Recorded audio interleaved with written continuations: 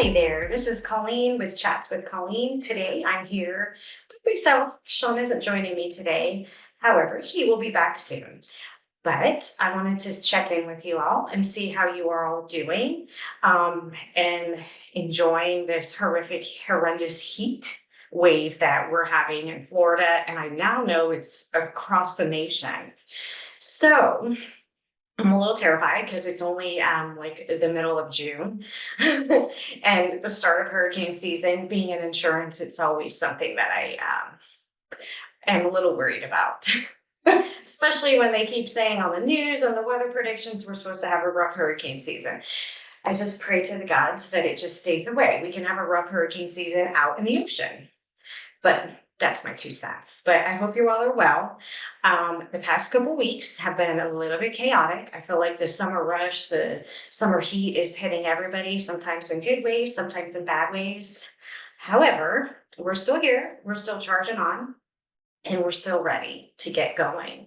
So today I have a great guest, Cindy Goodrich with Equity Title out in Lakeland, Florida.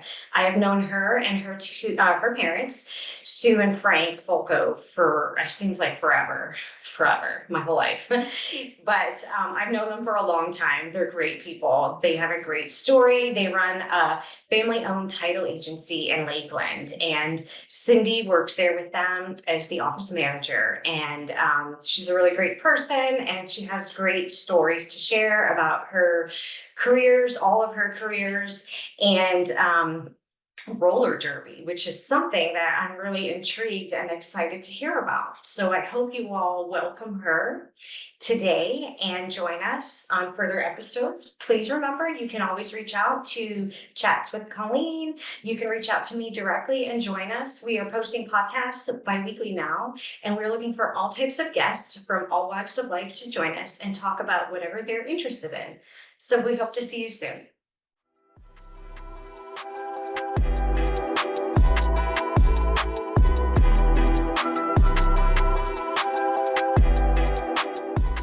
Hi, Cindy. Thanks for Hi, joining me today. I'm so glad you could take time out of your weekend on such short notice to join me.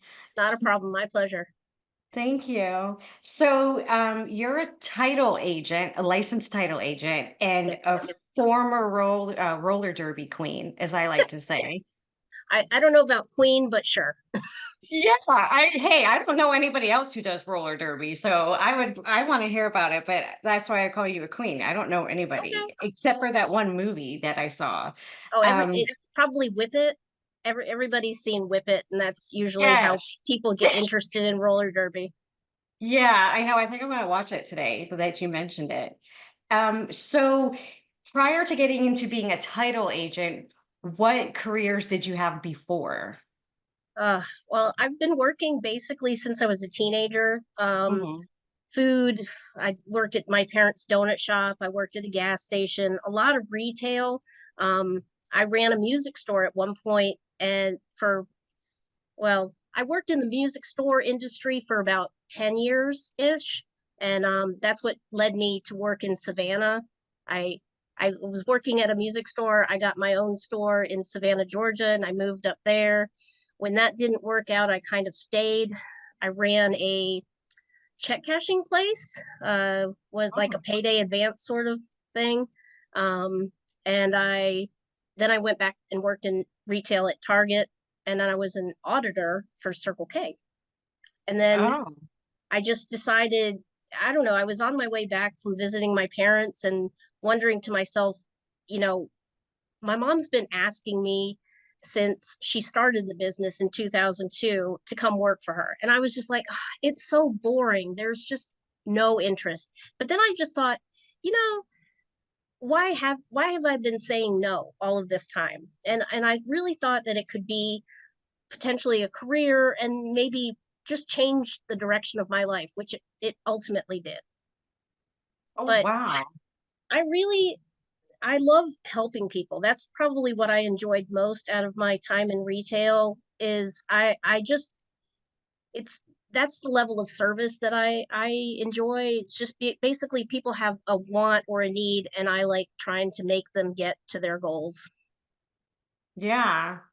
I can, resonate with that because I like to help people too. Like everybody's like, you should sell your business one day and be like a Oh, philanthropist counselor. And I'm like, I would love to do that. But I'm not licensed enough to do that. But I like to help people like you.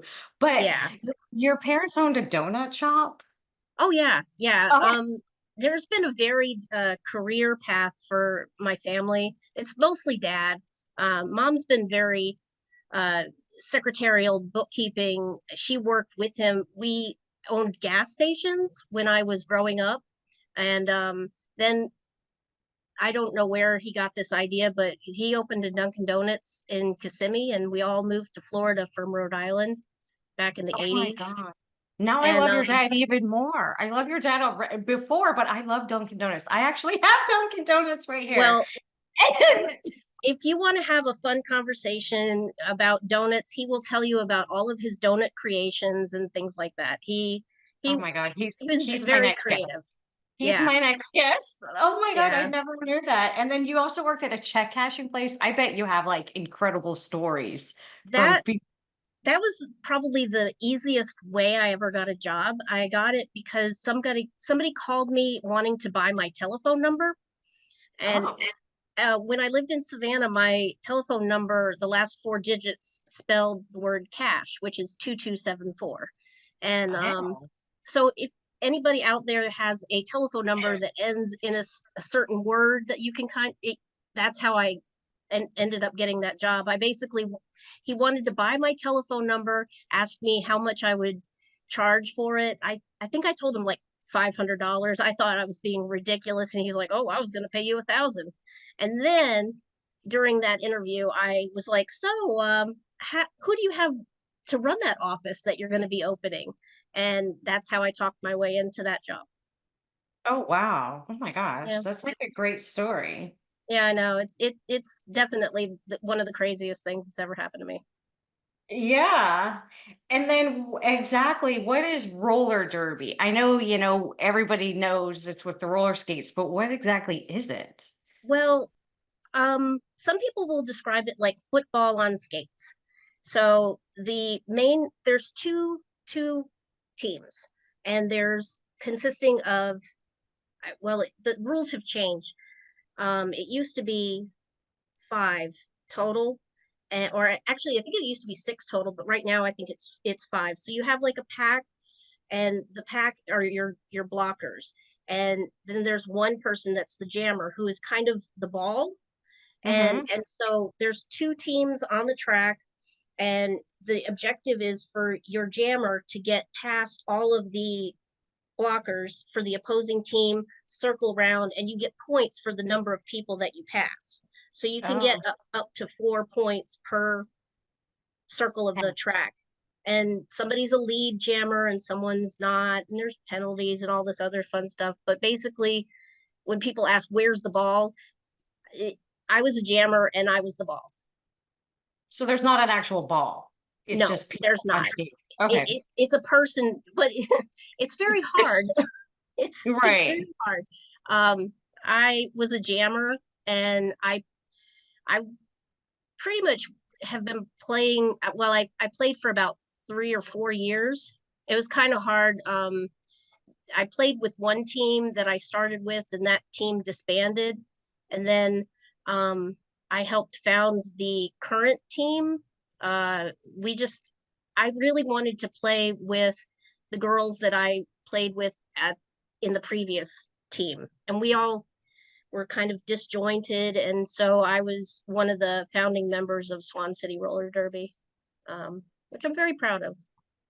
Yeah, and you should be. So on each team, like how many people is on the team on like each team? I guess Well, on the court.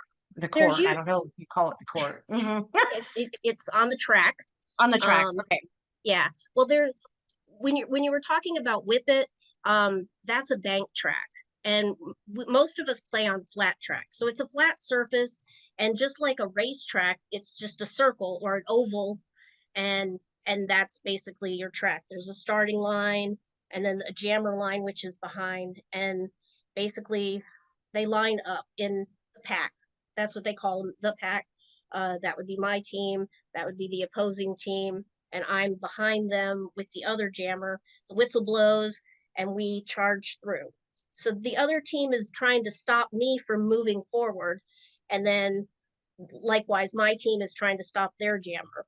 And then once we pass the pack the first time, that's the person that's the lead jammer. And then that's the person who is able to control the length of the jam, which is up to 2 minutes. And so you'll see somebody just kind of doing a motion, it's a downward V, and that calls off the jam.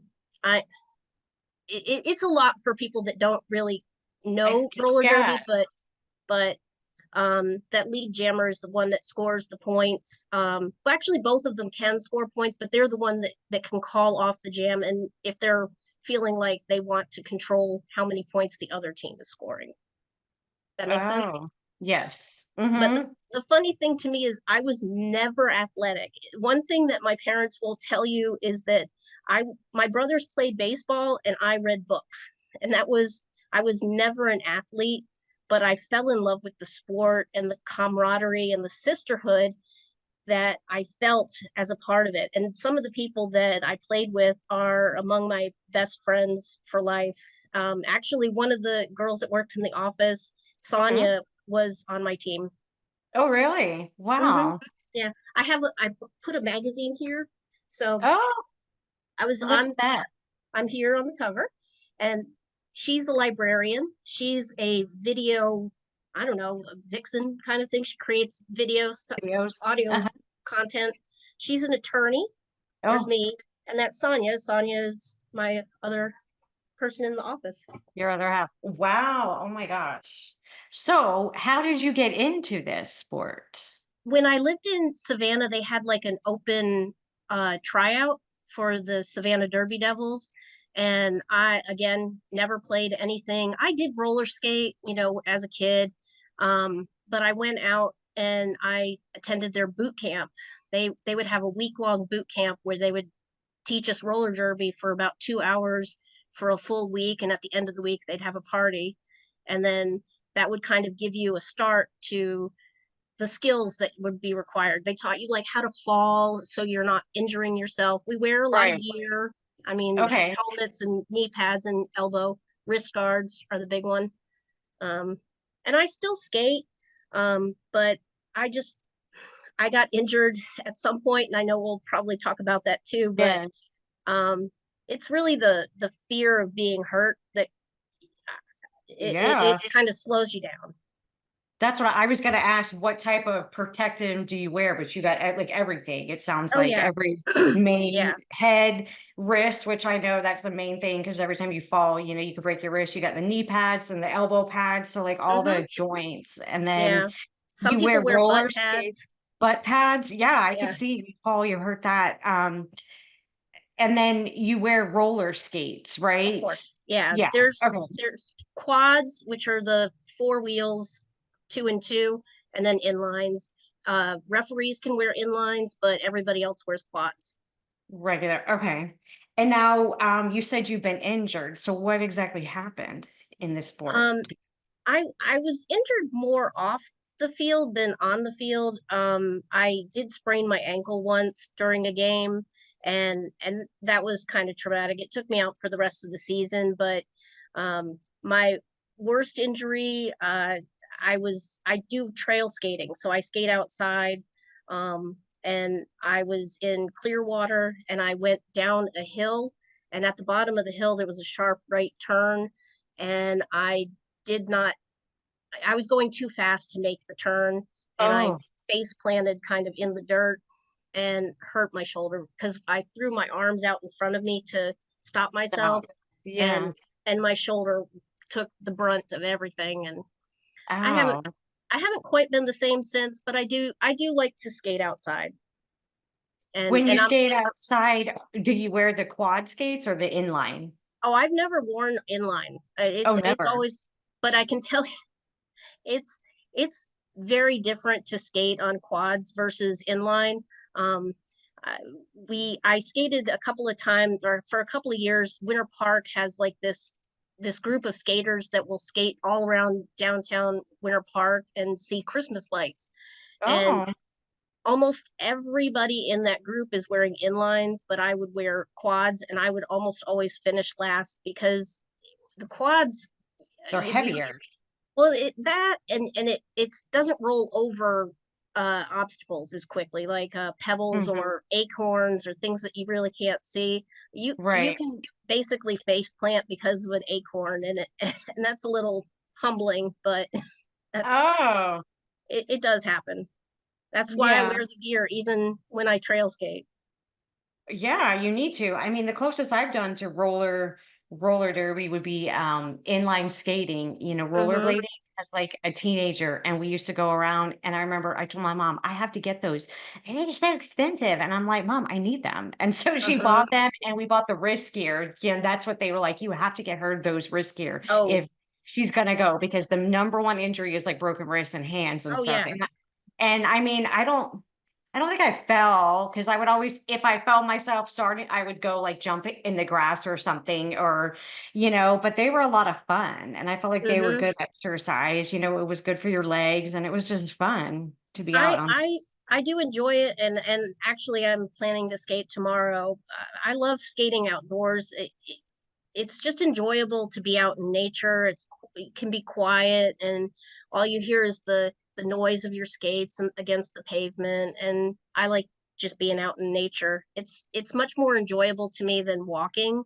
Walking just seems Boring. boring It goes by too comparatively. slow. I think when you're on It, those, you can go fast a little bit faster. yeah. Plus you're outside because and the sun makes you feel better too when you're out in the sun. Mhm.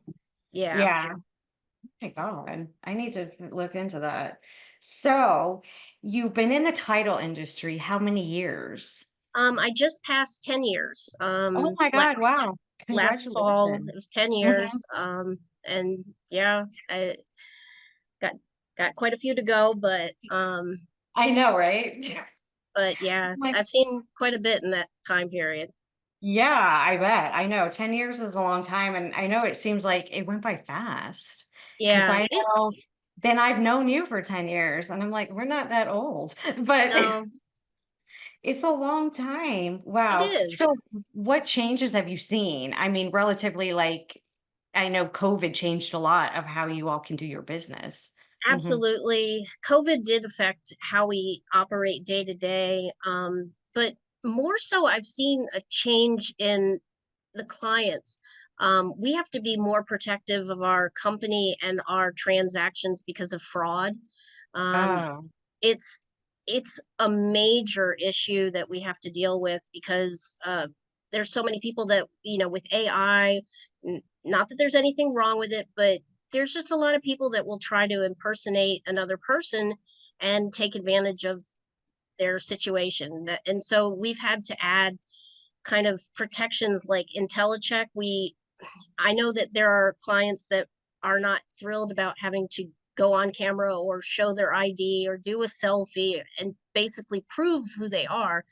But we have to do that because we have to make sure that it's a legitimate identification, that yeah. they're the real person. I mean, the whole point of what we do is to ensure the property and make sure that the real people that are selling it are the legitimate owners. So unfortunately, it's just a step we have to take. And I know Oh, everybody wishes that it could just go back to the days where it was done with a handshake, but yeah, I know. I understand. I wish that too. I wish like some days we could just go back to like the old days without all this mhm. text messages and email because I've been doing this for like a long time. So when I first started, we used like a typewriter and we used carbon copy policies. Like we Yep. would, type them and they were carbon copy. And I remember, we would send everything out, mail, we would fax. I remember having 3 or 4 fax machines in our Oh office. yeah. And there was a time like, my mom, when she was working and, with us,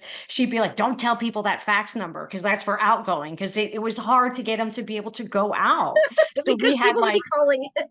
we had two like, secret fax numbers, and then people found it and she'd be like, I didn't find it. And I'm like, I don't know. I printed at the top of the page. She was so mad because she's like, it's hard to get stuff to go out. So sometimes you would just keep sending it. But I feel like that time it was kind of like you said, less fraud, less people, Hmm. pulling people's chains and doing stuff like that. And it was like, oh, I've got the fax confirmation. And it was just completely different. And I know, like you said, the AI, and people always tell me, oh, AI is going to take over the insurance jobs. And I'm like, go ahead, because who are they going to blame? Who are they going to blame? Who are they going to have to Exactly. answer a question? I mean, the chat box can only like do so much, but Oh yeah. when there's a different situation that requires like some investigation or some like working through or whatever, that little box is going to be like, I don't know. They have Yeah. like one Does or not two compute. lines. It doesn't Exactly. compute that. So it can take over some of it because it's good to help us with our searches and help us speed things up, but I don't think in all. And Right. then I don't know why someone would get upset about having to show their ID. Maybe it's a customer that you do, repeatedly. Well, no, it's a lot of times it's usually people that are frustrated with technology or The and older, yeah, yeah, and I get that. I mean, I would love it if I could just trust everybody. trust I you. mean, Yeah, one of our clients is a mobile home park that we do regular closings in, and they're very nice, and I meet with them in person to do the signing and all of that. I try to just bring myself in there. person because Yeah, they are older, and a lot of times they don't have email, and it's true. and so I, I I understand that not everybody's on board with technology. I mean, that's It's just the way it scary, is. especially for the older people, and I deal with them too, like, with the insurance company. There's this one company we, write policies with, and they require basically like a blood sample, it seems. And some of like the older people, it's like hard to get them to send me the right stuff. And I know I Hmm. believe them, and I'm like, no, honey, I know that you have it. It's just me, I can't, I physically feel like I need to drive over there and go through their stuff I because know. they just make it so difficult. And I know everybody's on this technology and that, but some people, including myself, some of the stuff I don't know how to do either. I'm like, oh, I I can't find that, you I know? agree. It's good to accept that, we don't know everything, but Right. I can't be expected to know everything. But, I just also try to see things from their perspective. I think about Me my too. grandparents and just, I they would have had a fit about having Of to course. take pictures of their identification and send it to me. I mean, They that would wouldn't know not how to do it. Yeah, I no. know. Can I And just come into the office, honey? That's what they would say. exactly. Yep. If you're here in Lakeland, I mean, and I even Come in. try to offer those things, like if they're in the same town as me or in the same area, I'll try to go to them and make it a little easier for at least the initial stuff. I mean, not everybody's mobile, not everybody has access to come by the office. And so Right. we try to go the extra mile and make sure that everybody is comfortable with what they have to do. Yeah, that's so good that you're accommodating. What tips do you have for a seller of a home in today's market? Um, we're all about disclosure. There's nothing worse than having those surprises right before closing. I mean, we have usually, depending on the contract, 2 to 4 weeks to prep and get ready for a closing. But for, things to come through like their name is not what's on the paperwork, like their license. That's one of the reasons why we also have to have the license and things. We just want to make sure we're spelling your name right. You get to the closing table and you know there's nothing worse than having a spelling error, and then we have to figure out how to fix that at the Redo very the like documents, and it's like 100 exactly. sheets of paper. It's Yeah. not And just so one. accuracy is great. I prefer somebody that has good communication. Most of the time we will bother people at the beginning of the transaction and then leave them alone unless we have a question until it's closing day. And if we have all the right information up front, then we can usually get to the closing table without any big surprises. Right. And then as far as like a new home buyer, what information do you have to give to them as far as like the title and what the title agent's, responsibilities and duties are? A lot of people will say, basically, what am I paying you for? And so I have Mhm. to explain that title insurance is researching the property that they're buying, that we are making sure that the person that is selling the property is the actual person that has the right to sell the property, if they're an heir and whatever. But basically, a new home buyer, ask questions. That's really what I would recommend to anybody that's buying a property, new or old. Just ask a lot of questions. And if I don't Right. know the answer, I will tell you and probably direct you towards somebody who might be a better person to answer that question.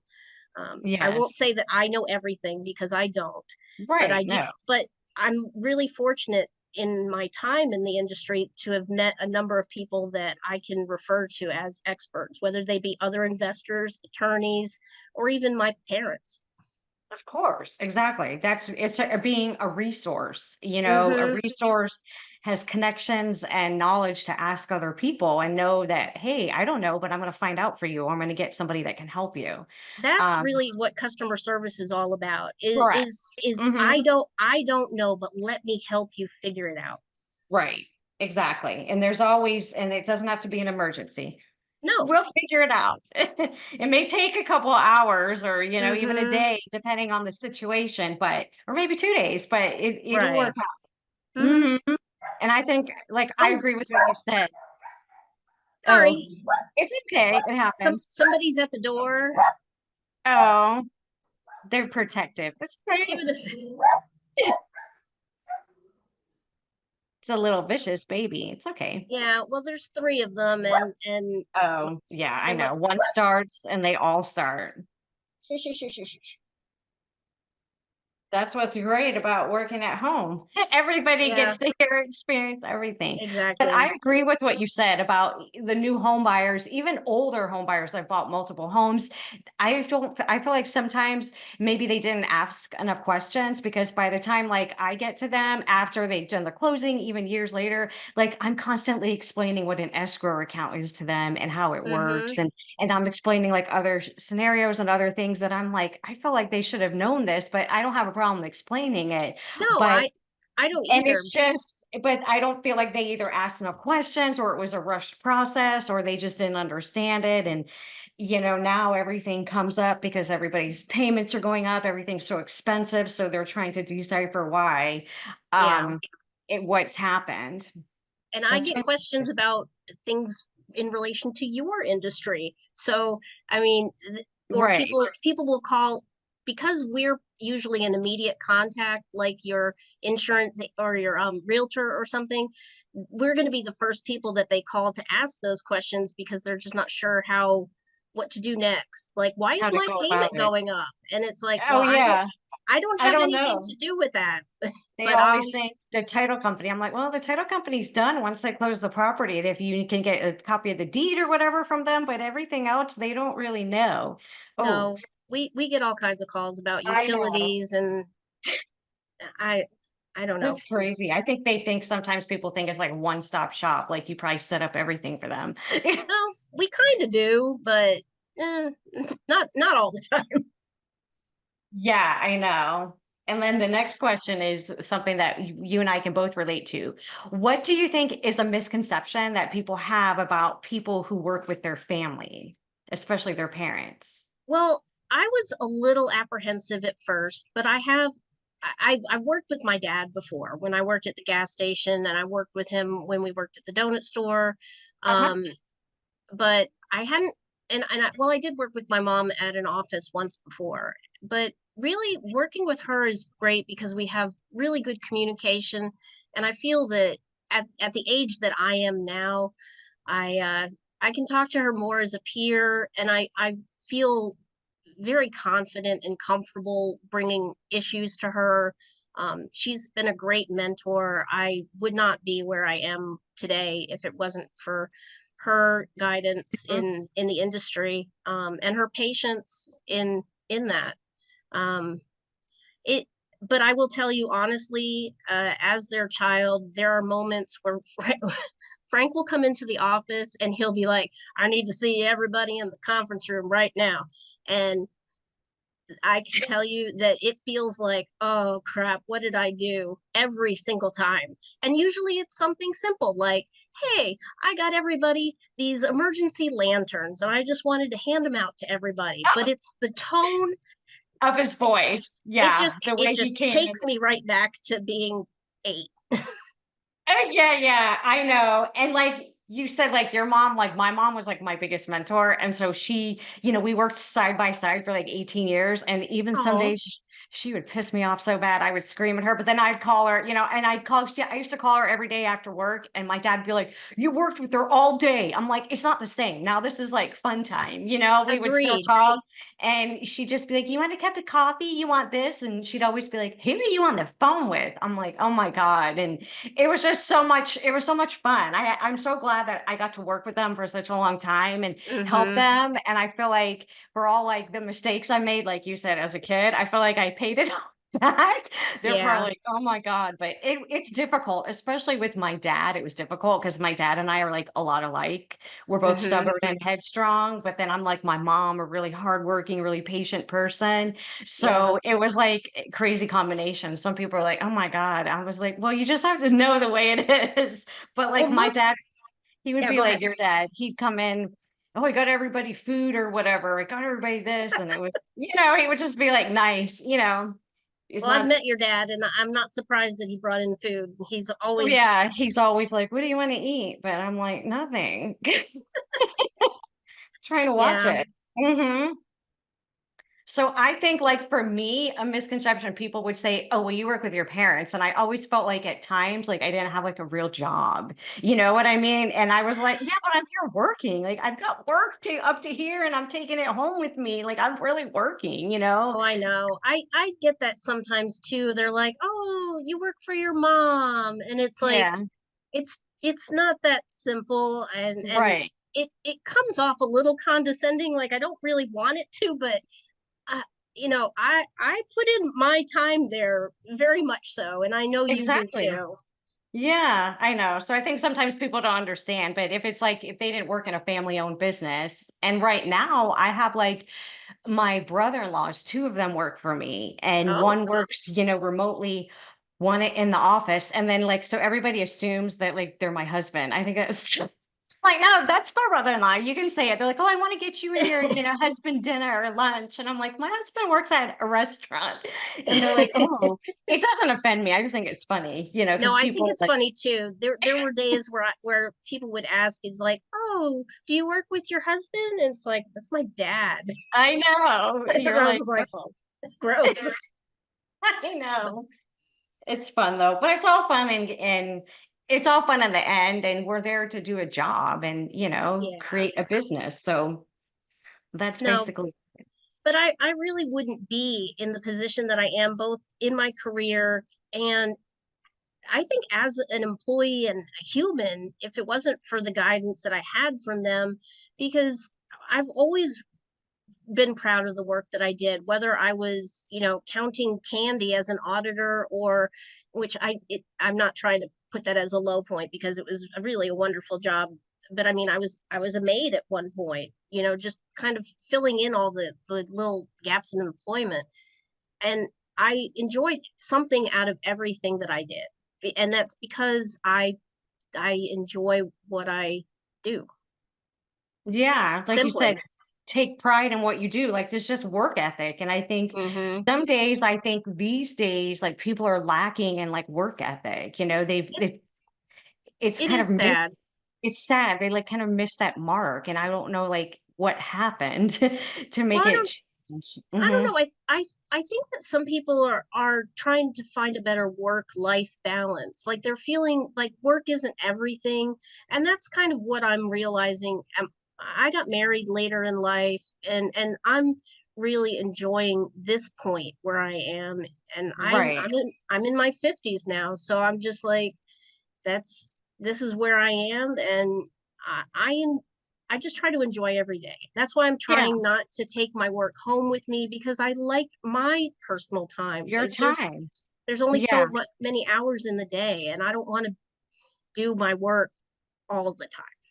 exactly. And that's what like my son says, it ends at 5, mom. That's what he always says. The day ends at 5. I It's not an emergency. ideally, ideally it does, but Ideally, in not. a perfect world. Yes. Some days. So now that you said that about, work-life balance, it's a perfect time for this question. What do you do to relax and relieve stress?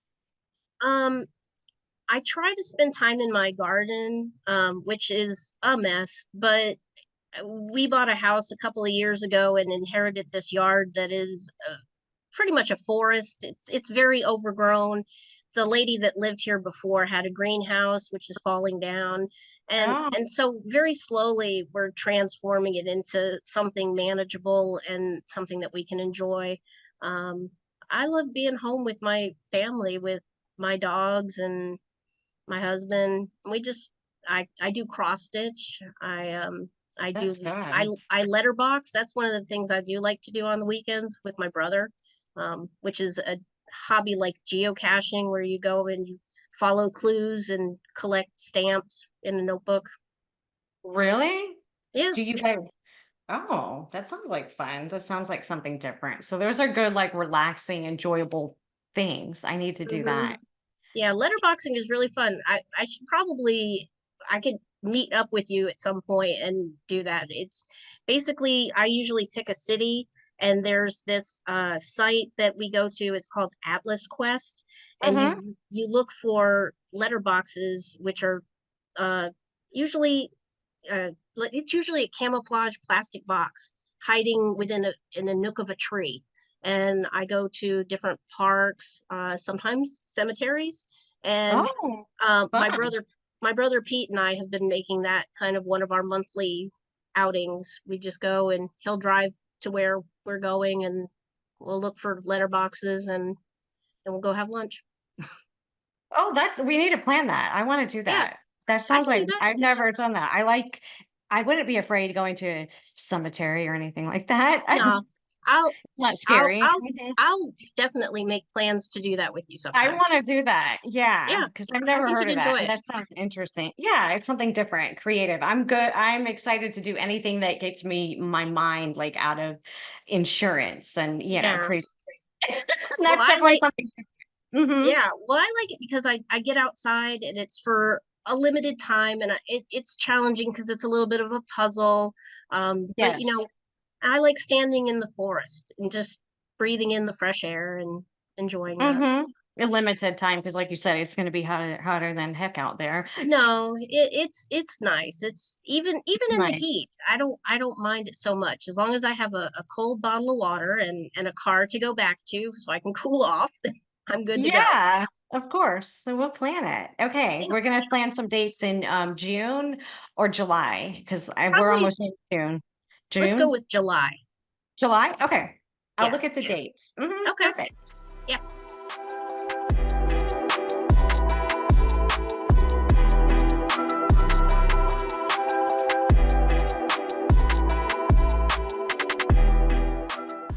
Thanks so much for listening and joining us. If you haven't already, please share, subscribe, and like our episodes and our podcast. Also, leave a review. It will be so helpful to us, and we would so appreciate it. Also, if you want to join us at any time, we're open to any guests joining us in person and on Zoom. We post and record episodes bi-weekly, so that's twice a month. Also, they're posted on our socials, which is Facebook, Secured Insurance Group, Instagram, Colleen Insurance Lady. This podcast was hosted by myself, Miss Colleen Pacheco, and recorded and produced and edited by Sean Spazzato. Our podcast cover art was designed and created by Norma Pacheco, and our intro and outro music is created by Lounge Bar by Geronic. Goodbye.